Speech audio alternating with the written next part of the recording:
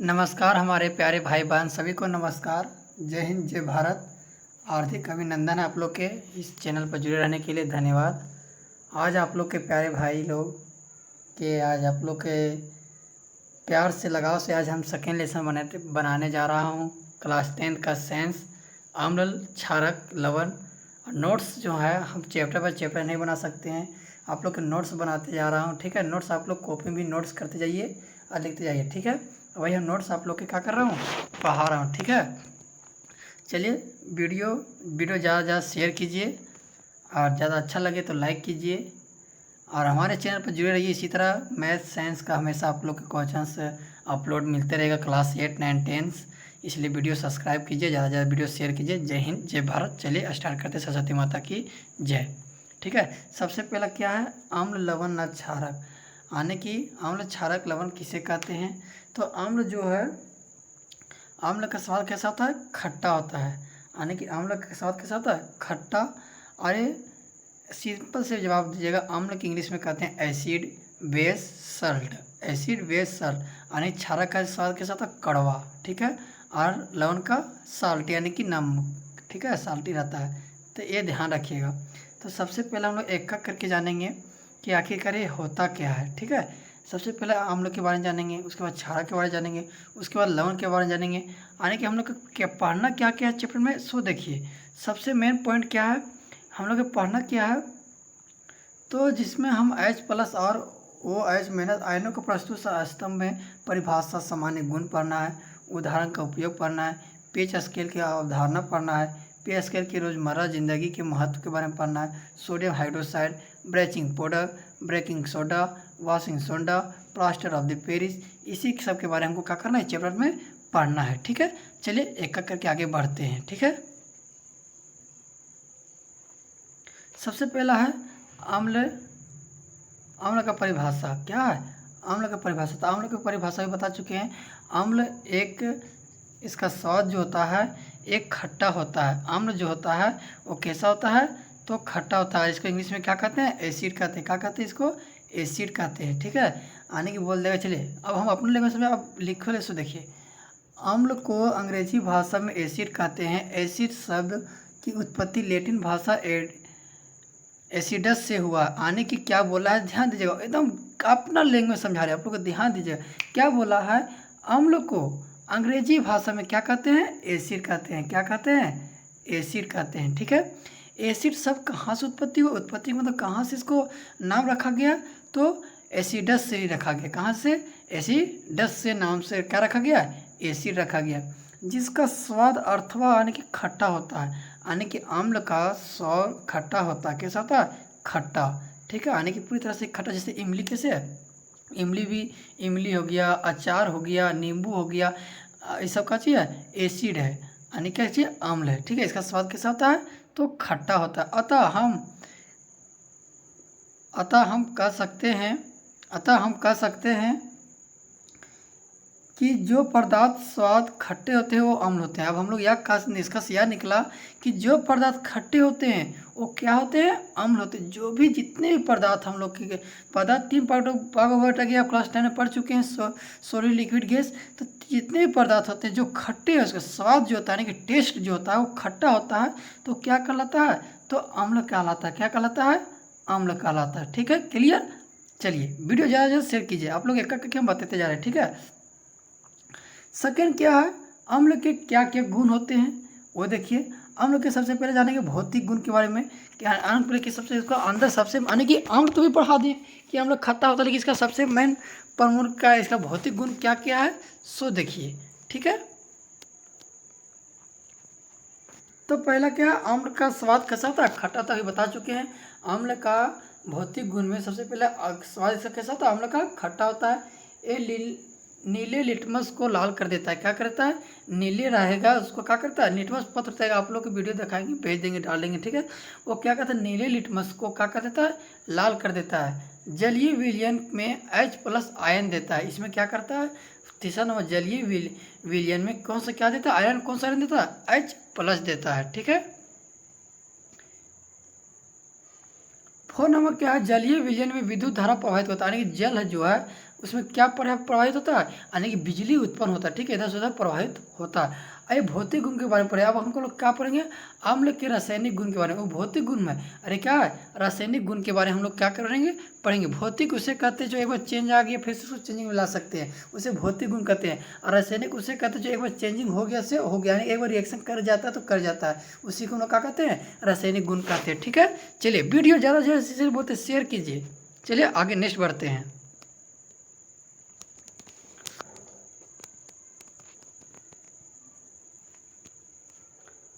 अम्ल के रासायनिक गुण के बारे में हम लोग जानेंगे। ठीक है, तो धातु के साथ अभिक्रिया कर H2 निष्कासित करना, यानी कि H2 का करना, निष्कासित करना ही क्या कहलाता है, पहला गुण है। सेकेंड गुण क्या है, धातु कार्बोनेट हाइड्रोजन कार्बोनेट के साथ अभिक्रिया कर कार्बन डाइऑक्साइड निष्कासित करता, यानी कि धातु कार्बोनेट के साथ और हाइड्रोजन कार्बोनेट के साथ अभिक्रिया, यानी कि दोनों क्या करता है, अभिक्रिया करता है, दोनों को मिक्सिंग होता है, तो क्या निष्कासित निकलता है, तो कार्बन डाइऑक्साइड यानी कि CO2 निष्कासित होता है। ठीक है, ध्यान रखिएगा, कोई बोल देगा धातु कार्बोनेट या हाइड्रोजन कार्बोनेट के साथ जो अभिक्रिया जो होता है उसको क्या निकलता है, क्या निष्कासित होता है, तो कार्बन डाइऑक्साइड। चुटकी बजा के आप लोग को ऐसा फटाफट दे देना, जितना समझा रहे आप लोग नोट्स में एकदम बिंदास आप लोग कॉपी निकालिए और नोट्स लिखते जाइए। ठीक है, ऐसा नोट्स आप लोग कहीं नहीं मिल पाएगा, इसलिए नोट्स आप लोग लिखते जाइए। चलिए नेक्स्ट पॉइंट पढ़ते हैं। कोई धातु ऑक्साइड अम्ल के साथ अभिक्रिया कर लवण और जल बनाता है। कुछ धातु ऑक्साइड जैसे होते हैं, धातु कैसे कहते हैं, मेटल जिसमें सुचालक विद्युत का कच्चे हो, सुचालक हो जिसमें करंट आसानी से उत्पन्न हो जाता है, उसे धातु कहते कि मेटल कहते हैं। ठीक है, और जैसे लोहा हो गया, तांबा, सब में कहते हैं धातु हो गया। तो धातु ऑक्साइड जो है अम्ल के साथ अभिक्रिया कर, यानी कि इसमें जब अभिक्रिया करता है, इसमें रिएक्शन करता है तो क्या क्या बन जाता है, लवण और जल बनाना, लवण और जल बनाना। ठीक है, अब हम लोग पढ़ेंगे क्या, अम्ल के प्राकृतिक स्रोत, यानी कि इसका प्राकृतिक स्रोत क्या क्या, नेचुरल सोर्स जो है अम्ल के, वो क्या हो सकता है, जो नेचुरल है, जो अपने आप है। हम लोग को नेचुरल सोर्स उसे कहते हैं, नेचुरल स्रोत उसे कहते हैं जो अपने आप हो जाए। ठीक है, जो पहले से देन है उसका, प्राकृतिक देन है, उसी को हम प्राकृतिक है, और मानव निर्मित का जो हम लोग खुद से उसको चेंजिंग लाए। ठीक है, तो प्राकृतिक स्रोत बोला यानी खुद का। ठीक है, पहले से। चलिए पर ये याद रखिएगा आप लोग, ये मोस्ट इंपॉर्टेंट से आप लोग याद रखिएगा। ठीक है, चलिए पहला नंबर क्या है, नींबू। नींबू कौन सा एसिड पाया जाता है, तो साइट्रिक अम्ल पाया जाता है। कौन सा अम्ल, साइट्रिक अम्ल पाया जाता है। टमाटर में कौन सा है, तो एस्कार्बिक अम्ल पाया जाता है। अंगूर में टर्टरिक अम्ल टर्टरिक अम्ल पाया जाता है। ठीक है, ये ध्यान रखिएगा। सिरका में कौन सा अम्ल पाया जाता है, तो एसिटिक अम्ल पाया जाता है, यानी कि सिरका जो होता है उसमें कौन सा अम्ल पाया जाता है, एसिटिक अम्ल पाया जाता है। दूध में लैक्टिक अम्ल, दूध में लैक्टिक अम्ल, दूध में एक्टिक अम्ल।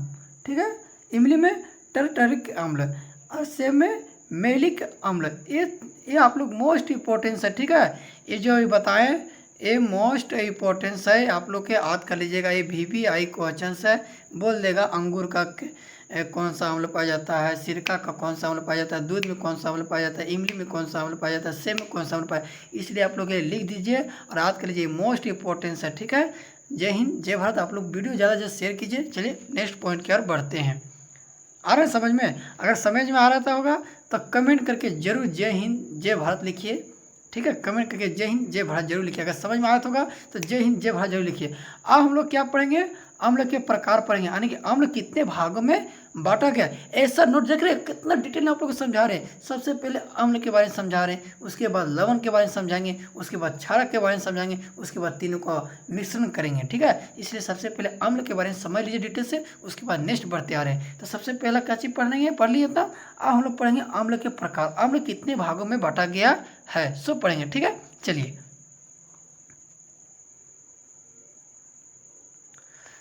तो अम्ल के देखिए कितने भागों में बांटा गया है, तो प्रबल अम्ल, दुर्बल अम्ल और सनद्र अम्ल और एगो तनु अम्ल, ये 4 भागों में बांटा गया। कितना भागों में, बोल देगा अम्ल कितने भागों में बांटा गया है, तो 4 भागों में। कितने भागों में, 4 भागों में। एगो अम्ल प्रबल अम्ल, एक दुर्बल अम्ल, एक समुद्र अम्ल, एक तनु अम्ल। ये 4 भागों में क्या किएगा, बांटा गया। ये भी मोस्ट इंपॉर्टेंट VVI क्वेश्चन, ठीक है। आप लोग याद करिए, बुक कोई पूछेगा अम्ल कितने भागों में बांटा जाता है, तो 4 टाइप्स यानी कि 4 टाइप्स, ठीक है। चलिए अब इन लोग के करके जानेंगे कि क्या होता है आखिरकार, ठीक है। चलिए सबसे पहले जानेंगे हम लोग प्रबल अम्ल के बारे में। वे अम्ल जो जलीय विलयन की पूर्णतः आयनित हो जाते हैं उसे प्रबल अम्ल कहते हैं।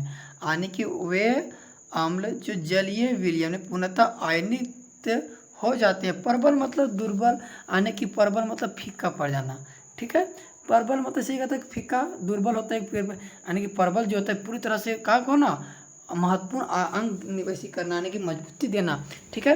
वो पूरी तरह से इसमें आकर्षित कर देना, पूरी तरह से फैल जाना, वो क्या कहलाता है, तो प्रबल अम्ल कहलाता है। पहला सल्फ्यूरिक अम्ल जैसे H2SO4, हाइड्रोक्लोरिक अम्ल HCl, नाइट्रिक अम्ल HNO3, हाइड्रोब्रोमियम अम्ल, ये सब का उदाहरण है। किसका उदाहरण है, प्रबल अम्ल का। ये आप लोग याद कर लीजिएगा, बोल देगा सल्फ्यूरिक अम्ल का सूत्र बताइए, हाइड्रोक्लोरिक अम्ल का सूत्र बताइए, नाइट्रिक अम्ल का सूत्र बताइए, हाइड्रोकार्बोनिक अम्ल। एक दिन आप लोग को हम जरूर बोर्ड पर बतलाएंगे, हम रिएक्शन करके बतलाएंगे कैसे रिएक्शन करता है, कैसे फार्मूला बनता है, ये HCl कैसे बना, ठीक है, ये कैसे बना, ये कैसे बना, ये आप लोग हम एक एक करके बोर्ड पर समझाएंगे, ठीक है। ये वीडियो के बाद हम जस्ट उसको आप लोग वीडियो जरूर समझाएंगे। रिएक्शन करने, संतुलित करना, बैलेंसिंग करना, ठीक है।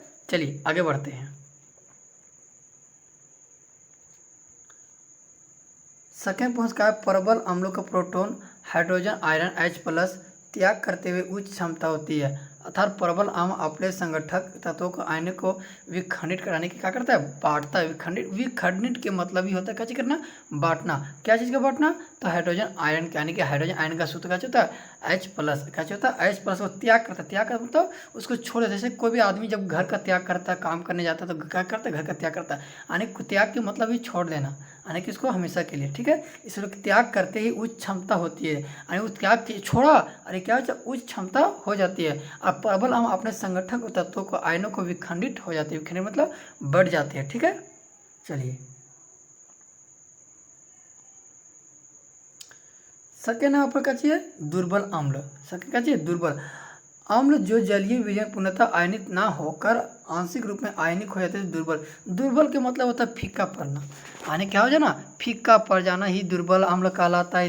दिमाग में रखिएगा, सिंपल सी जवाब है कि दुर्बल मतलब फीका, कह रहा आयनित ना, उसमें आयनित होता था, इसमें आयनित ना हो, आंशिक रूप में आयनित होते हैं, उसको क्या कहते हैं, दुर्बल अम्ल कहते हैं। पहला है एसिटिक अम्ल, यानी कि CH3COOH, ठीक है। फॉर्मिक अम्ल HCOOH, हाइड्रोजन सल्फाइड यानी कि H2S, ठीक है। एक अच्छी है दुर्बल अम्ल का उदाहरण है, ठीक है। मोस्ट इंपॉर्टेंट से ये सब आप लोग याद करके रहिएगा, ठीक है। चलिए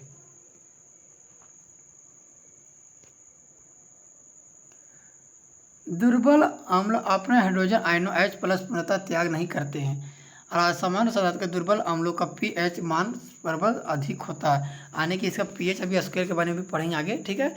इसका दुर्बल अम्ल जो है हाइड्रोजन के आयनों के H+ पूर्णतः त्याग नहीं करता, ये अपने आप को त्याग नहीं करता है, ठीक है। ये दुर्बल अम्लों का pH मान जो प्रबल जो और अधिक होता है, यानी कि ज़्यादा होता है, अधिक मतलब ज़्यादा होता है, ठीक है। दुर्बल अम्लों का pH मान का होता है, प्रबल अम्ल से ज़्यादा, प्रबल अम्ल से pH मान का होता है इसका ज़्यादा। किसका बोल देगा, क्वेश्चन नंबर 1 में कोई ऑब्जेक्टिव पूछ देगा कि ज़रा बताइए कि दुर्बल अम्ल जो है किससे pH मान अधिक होता है, तो प्रबल अम्लों से अधिक होता है, ठीक है। चलिए वीडियो आप लोग को बहुत अच्छा समझ आएगा। जय हिंद जरूर, बात जरूर लिखना मत भूलिएगा।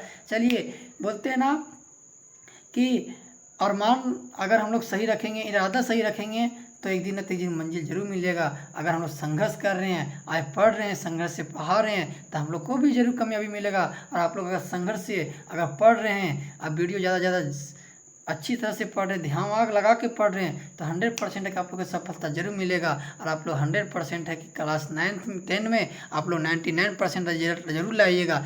क्योंकि अगर अभी से संघर्ष, क्योंकि इस बार कितना बच्चा टॉपर किया, आप लोग को देख के उसके उत्साहित होना चाहिए कि चलो हम भी इतना अच्छा नंबर ला पाएंगे, ठीक है। इसलिए वीडियो अंत तक देखिए, समझते जाइए, पॉइंट बाय पॉइंट कैसे कीजिए, लिखिए, ठीक है, जिससे क्या हो सकता है आप लोग भी एग्जाम में अच्छे मार्क्स ला सकते हैं। और अच्छे मार्क्स लाने से कितना खुशी हो सकता है, अपना आपका नाम होगा, आपका परिवार का नाम होगा, घर द्वार सबका, गांव मोहल्ला हर चीज़ का नाम होता है। इसलिए वीडियो में बने रहिए, आएगा करके नोट्स बनाइए और तैयारी में अभी से लग जाइए कि जो एग्जाम होगा एग्जाम का तैयारी में अभी से लग जाइएगा। अगर अभी से लग जाइएगा तो आप लोग 9 मंथ 8 10 मंथ के अंदर आप लोग की तैयारी वो तैयारी हो जाएगा कि जो कोई मंजिल नहीं ला सकता है। इसलिए कहते हैं कि आंखों में और मान लिया, मंजिल को अपना मान लिया, फिर मुश्किल का रसान का बस ठान लिया तो ठान लिया, ठीक है, इसलिए ध्यान रखिएगा। चलिए नेक्स्ट पॉइंट की ओर बढ़ते हैं। समुद्र अम्ल क्या है? जिसमें अम्ल अधिक मात्रा में होता है। अम्ल जो होता है वो अधिक मात्रा में होता है, जबकि जल अल्प मात्रा में होता है। यानी कि अम्ल अधिक मात्रा में होता है और जल कमी में होता है, उसी का कहते हैं समुद्र अम्ल कहते हैं। समुद्र अम्ल किसे कहते हैं? तो अम्ल अधिक हो और जल कम हो, उसी का कहते हैं समुद्र। ध्यान रखिएगा, सिंपल ट्रिक है बताइए। उसमें क्या था? आयनित होता था, और सेकंड में क्या था? आयनित नहीं होता था। इसमें जल अम्ल की मात्रा ज़्यादा, जल की मात्रा कम, उसे समुद्र अम्ल कहते हैं। ठीक है, आप लोग को बहुत अच्छी से समझ में आवत होगा। ठीक है, चलिए नेक्स्ट क्वेश्चन बढ़ते हैं।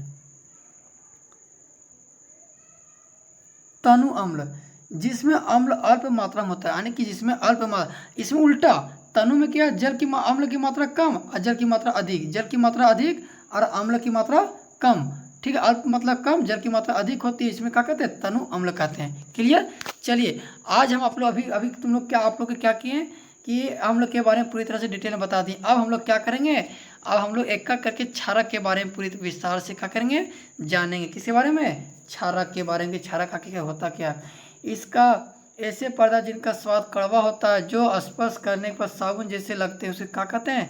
क्षारक कहते हैं। आने क्या बोला? ऐसा पदार्थ जिनका स्वाद कैसे होता है? कड़वा होता है, यानी कि जैसे नीम हो गया, ये सब का चीज कड़वाहट आता है। ठीक है, जो ऐसी भी कड़वा भाषा इंसान को भले दुख लगता है, लेकिन कड़वा भाषा बोलने वाला इंसान ही सच्चाइयाँ होता है, अच्छाइयाँ होता है। जैसे नीम का कितना कड़वा, लेकिन वो हमारे शरीर के लिए क्या चीज़ है?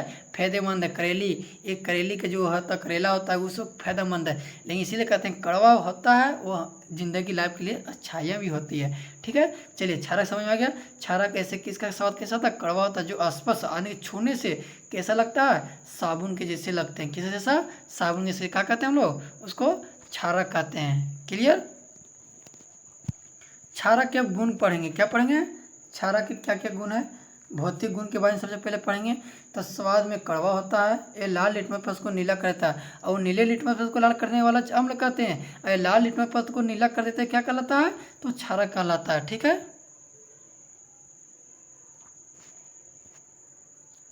जलीय विलयन में OH माइनस आयरन देता है। क्या देता है? OH माइनस आयरन देता है। क्लियर? अरे जलीय विलयन विद्युत धारा का प्रवाहित न करना, यानी कि वो फिर अम्ल जो था वो विद्युत प्रवाहित करता था ये, लेकिन ये नहीं करता है। ठीक है, ध्यान रखिए। अब हम लोग पढ़ेंगे क्षारक के रासायनिक गुण के बारे में। ठीक है, तो क्षारक के रासायनिक गुण क्या है? तो क्षारक के जो रासायनिक गुण है, क्षार धातु के साथ अभिक्रिया कर H2 मुक्त करता है। मुक्त का मतलब वो देता है। ठीक है, क्षारक जो है वो धातु के साथ, जब धातु के साथ अभिक्रिया करेगा, जो मिलेगा तो क्या देता है? H2 देता है। उसमें H प्लस था, इसमें क्या देता है? H2 देता है। ठीक है, क्षार अम्लीय ऑक्साइड के साथ अभिक्रिया कर लवण बनाता है, यानी कि क्षारक जो है अम्लीय ऑक्साइड के साथ अभिक्रिया जब करेगा तो क्या बनेगा? लवण बनाता है। क्या बनाता है? लवण। ठीक है, इसका सूचक क्या है? ये संकेत क्या क्या क्या चीज़ का देता है, इसे देखिए। सूचक किसी दिए गए विलयन का अम्लता क्षारक की उपस्थिति दर्शाते हैं। इनका रंग, गंध अम्लीय क्षारक माध्यम से बदल जाता है। यानी सूचक क्या बतलाता है बाबू? तो सूचक किसी दिए गए विलयन, यानी जो विलयन है, विलयन किसे कहते हैं? जिसमें मिला एसिड कर रहा है उसे विलयन कहते हैं। इनका रंग और गंध अम्लीय और क्षारक के माध्यम से बदल जाता है, यानी कि रंग और गंध दोनों, यानी कि ये दुर्गंध और रंग जो कलर जो है इसका दोनों बदल जाता है, अम्लीय और क्षारक के माध्यम से क्या होता है? ये बदल जाता है। इसे सूचक कहते हैं, जो संकेत देता है। ठीक है, सूचक कितने प्रकार के होते हैं से देखिए। वैसे तो सूचक बहुत ही प्रकार के होते हैं, परंतु इनमें से सामान्य इस प्रकार के हैं। बहुत प्रकार के, देखिए मान देखिए क्या क्या दिया हुआ है। पहला क्या है?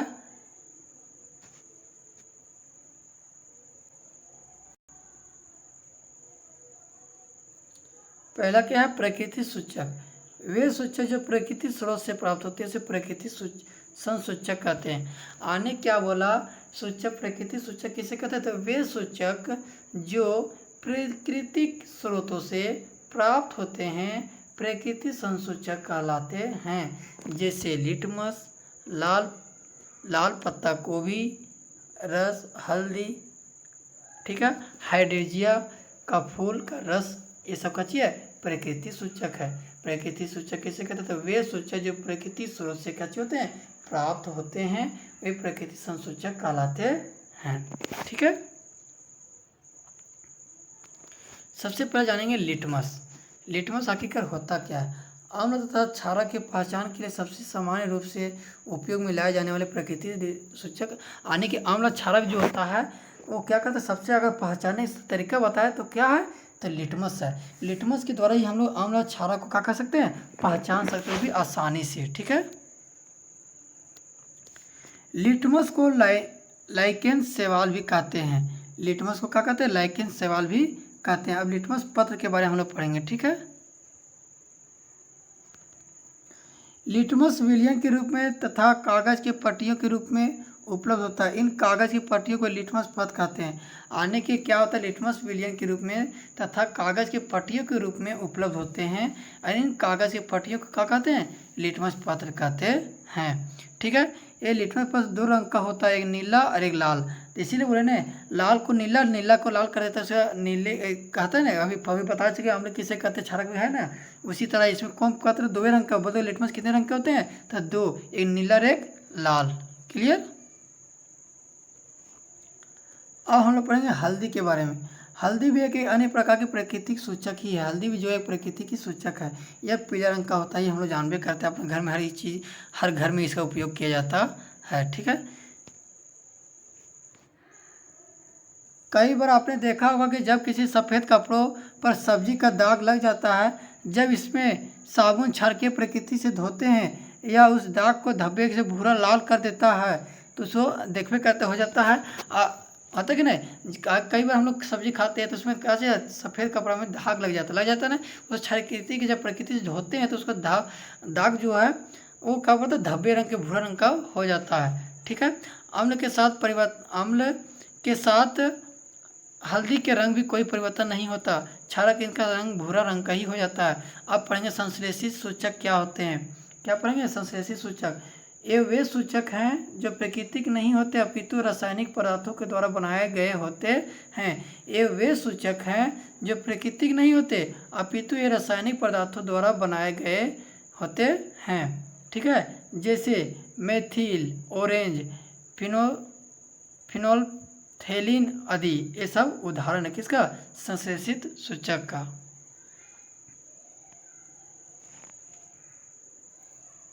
गंधीय सूचक।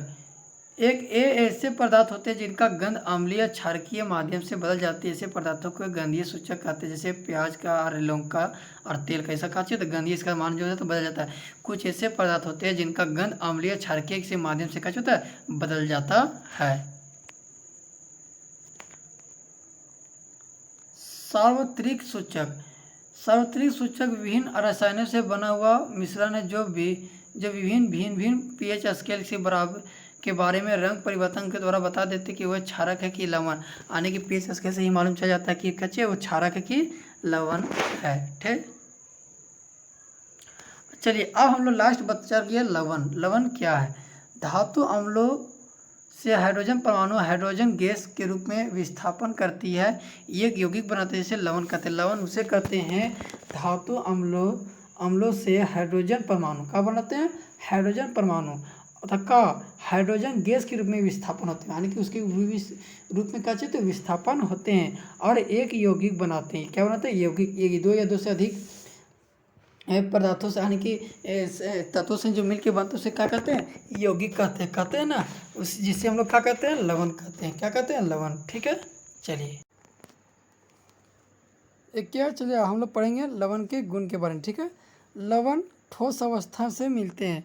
लवण क्या चीज़ से मिलते हैं, ठोस अवस्था से मिलते हैं। सामान्यतः लवण उदासीन होते हैं, जितने भी लवण होते हैं वो क्या चीज़ होते हैं, उदासीन होते हैं। ठीक है, बोल देगा लवण के गुण के बारे में बताइए, तो लवण ठोस अवस्था में पाया जाता है। सामान्यतः लवण उदासीन होते हैं। लवणों के जलीय विलयन विद्युत का सुचालक होते हैं। इनके विद्युत का क्या चीज़ होते हैं, सुचालक। इसमें करंट आसानी से उत्पन्न हो जाते हैं, इसे सुचालक कहते हैं। ठीक है, अब हम लोग पढ़ेंगे पॉप टेस्ट क्या है। हाइड्रोजन गैस की निहित प्रखनली के पास जब एक जलती हुई मोमबत्ती लाई जाती है तो पॉप की ध्वनि उत्पन्न होती है। इस टेस्ट हाइड्रोजन की उपस्थिति में दर्शाने के लिए प्रयोग किया जाता है। किसका? Pop test. पॉप मतलब जो मोमबत्ती जलता है उसे हम लोग जानबे करते हैं, मोमबत्ती जो एक गैस हो तो उसका कुछ साउंड निकलता है, उत्पन्न होती है। ठीक है।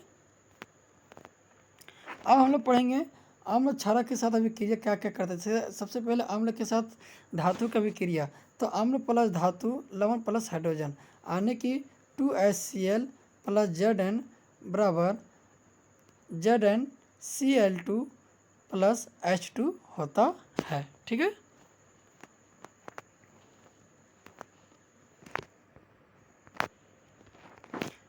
अब क्या पढ़ना है? क्षारक के साथ अभिक्रिया, क्षारक प्लस धातु हाइड्रोजन प्लस लवण plus hydrogen 2NaOH plus Zn बराबर Na2ZnO2 प्लस H2। ठीक है। इस क्या करता है? क्षारक के साथ धातु के साथ अभिक्रिया करता है। क्षारक के साथ धातु की अभिक्रिया है। ठीक है। अब क्या करना है? तो उदासीन ऐसे पदार्थ जो लाल अथवा नीले लिटमस पत्र के रंग को परिवर्तित नहीं करते, यानी कि जो लाल या नीले लिटमस पत्र को कोई परिवर्तित नहीं करेगा, कोई चेंजिंग नहीं करेगा, उसी को हम लोग क्या कहते हैं? उदासीन कहते हैं। उसे क्या कहते हैं? उदासीन कहते हैं। उदासीन उसे कहते हैं ऐसे पदार्थ जो लाल अथवा नीले लिटमस पत्र के रंग को परिवर्तित नहीं करते हैं, तो उसे उदासीन कहलाते हैं। ठीक है। ऐसे पदार्थ ना तो अम्लीय होते हैं ना कि क्षारकीय होते हैं, जैसे नमक, शोषादार, calcium chloride, sodium carbonate, sodium bicarbonate होते हैं। ठीक है। उदासीन अभिक्रिया, जब अम्ल द्वारा क्षारक प्रेक्षित प्रभाव तथा क्षारक द्वारा अम्ल प्रभाव समाप्त हो जाते हैं, परिणाम स्वरूप लवण और जल प्राप्त होते से उदासीन अभिक्रिया होती है। उदासीन अभिक्रिया कब कहते हैं? जब अम्ल के साथ द्वारा क्षारक को प्रेक्षित प्रभाव तथा क्षारक के द्वारा अम्ल का प्रभाव समाप्त हो जाता है और परिणाम स्वरूप लवण और जल प्राप्त होते हैं, तो उदासीनीकरण अभिक्रिया होती है। ठीक है। चलिए उदाहरण के लिए दे दिया है NaOH दे दिया। ठीक है। उदाहरण आप लोग याद कर लीजिएगा।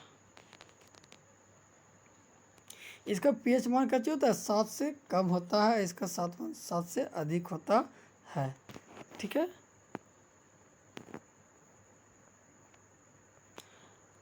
अब हम लोग पढ़ेंगे अम्लों के साथ धातु ऑक्साइड से अभिक्रिया। अभी पढ़े क्या? यानी कि अभी धातु के पढ़े, धातु ऑक्साइड के साथ अभिक्रिया पढ़ेंगे। ठीक है। चलिए धात्विक ऑक्साइड प्लस अम्ल प्लस लवण प्लस जल क्या? CaO2HCl CaCl2 प्लस H2O होता है। क्लियर? धातु ऑक्साइड की प्रवृत्ति क्षारकीय होती है क्योंकि ये अम्ल के साथ क्रिया करके लवण और जल बनाते हैं। एक ऐसे धातु ऑक्साइड की प्रतिक्रिया प्रवृत्ति क्षारकीय होती है क्योंकि ये अम्ल के साथ क्रिया करके क्या बनाते हैं? लवण जल बनाते हैं। ठीक है। अब क्या पढ़ना है? अम्लों के क्षारकों का समानताएं। इसके इन लोग के अंदर क्या क्या समानताएं, क्या क्या एकजुटता हैं, सो हम लोग जानेंगे। ठीक है। तो सभी अम्ल H प्लस आयन उत्पन्न करते हैं। जितने भी अम्ल होते हैं सब क्या करते हैं? H प्लस आयन का क्या करते हैं? उत्पन्न करते हैं। सभी क्षारक OH माइनस आयन उत्पन्न भी करते हैं। ठीक है।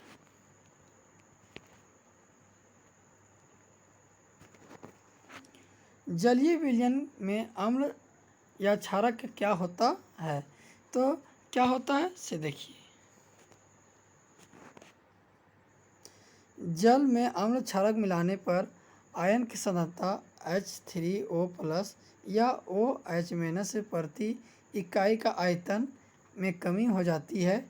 इस प्रक्रिया को तनुकरण कहते हैं या अम्ल या क्षारक को तनुकृत कहते हैं। यानी कि जल में अम्ल या क्षारक मिलाने पर आयन की सांद्रता H3O प्लस या OH माइनस में प्रति इकाई का आयतन कमी होता है। प्रति इकाई, प्रति मतलब एक इकाई का चीज़ कमी होते जाती है। इस प्रक्रिया को क्या कहते हैं? तनुकरण कहते हैं। क्षार और अम्ल के प्रबलता को बारे में हम लोग क्या करना है, डिसाइड करना, जानना है। किसी क्षार या अम्ल की प्रबलता उसके द्वारा उत्पन्न H+ आयन या OH आयनों की संख्या पर क्या करती है, निर्भर करती है। ठीक है, किसी अम्ल या क्षार की प्रबलता हम एक सार्वभौमिक सूचक के द्वारा ज्ञात कर सकते हैं। सार्वभौम सूचक या अनेक सूचकों के मिश्रण होता है, यानी कि अनेक सूचकों मतलब अलग अलग। ठीक है, अब हम लोग पढ़ेंगे pH स्केल के बारे में, जो मोस्ट इम्पोर्टेंस है। किसी विलयन में उपस्थिति H+ आयन को साधारणतः ज्ञात करने के लिए एक स्केल विकसित किया गया है, जिसे हम लोग pH स्केल कहते हैं। pH स्केल उसके कहते हैं जो किसी विलयन की उपस्थिति है, यानी कि क्या क्या उपस्थिति है H+ आयन में साधारणतः ज्ञात करने के लिए क्या करते हैं हम लोग, विकसित किया गया है। किसका, pH स्केल का विकसित किया गया। नहीं, ठीक है, pH में P का यानी कि पुरुषांश पोटेंज को एक जर्मन शब्द है जिसका अर्थ होता है शक्ति, जिसका अर्थ क्या होता है, शक्ति। ठीक है, अगर देखिए सिंपल सी भाषा में, अगर pH मान 7 है तो उसका क्या होगा, उदासीन हो गया।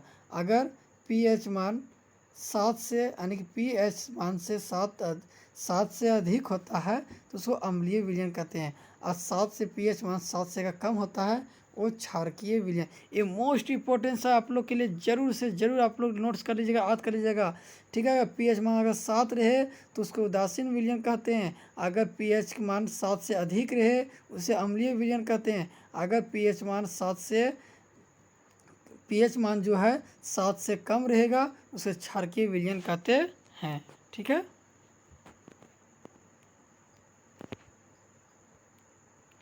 दैनिक जीवन में pH मान का क्या महत्व है। पौधे एवं पशु के pH प्रति संवेदनशील होते हैं। हमारे शरीर का 7.0 से 7.8 pH परास के बीच में कार्य करता है। हमारे शरीर का जो कितना, तो 7 से 7.8 के pH मान तक होता है हम लोग के शरीर के। ठीक है, मिट्टी का pH, अच्छी उपज के लिए पौधों के लिए एक विशिष्ट pH परास की आवश्यकता होती है, यानी कि एक अच्छी उपज अगर पौधा के लिए यानी कोई अच्छा फसल उपजाना है उसके लिए क्या चाहिए, pH परास की आवश्यकता होती है। यदि किसी स्थान की मिट्टी का pH कम या अधिक हो तो किसान उसकी आवश्यकता अनुसार अम्लीय क्षारकीय का पदार्थ मिलाते हैं। अगर किसी के देखते हैं खाद का कहीं कमी होता है तो उसमें ज़्यादा खाद मिलाते हैं, जहाँ पे ज़्यादा है तो उसमें कम मात्रा देते हैं, तो इसलिए pH का मान भी बहुत ज़रूरी है जिसके उपज क्या हो सके, अच्छा से हो सके। हमारे पाचन तंत्र में pH है। हमारा उदर स्टोमच हाइड्रोक्लोरिक अम्ल HCl उत्पन्न करता है जो भोजन के पाचन में सहायक होता है, यानी कि हमारा उदर हाइड्रोक्लोरिक अम्ल HCl उत्पन्न होता है जो भोजन के पाचन में क्या होता है, सहायता करता है, नहीं पचाने के लिए। ठीक है, उपज की स्थिति में अगर उदर अधिक मात्रा में अम्ल के उत्पन्न करता है तो इसके कारण उदर में दर्द या जलनशील का अनुभव होता है। pH मान के परिवर्तन के कारण मुंह का pH मान 5.5 से कम होने पर दांतों का क्षय प्रारंभ हो जाता है, यानी कि दांतों का pH मान 5.5 से कम होने पर दांतों का क्या होता है, क्षय प्रारंभ हो जाता है। ठीक है, ये आप लोग याद कर लीजिएगा। ठीक है, देखिए पशु व पौधों द्वारा उत्पन्न रसायनों का रक्षा मधुमक्खी का डंक एवं अम्ल छोड़ता है जिसके कारण दर्द का जलन अनुभव होता है, यानी कि मधुमक्खी का जो है वो डंक जब मारता है तो उसमें क्या करता है, उसमें एक अम्ल छोड़ देता है जिसके कारण दर्द और जलन का अनुभव होता है।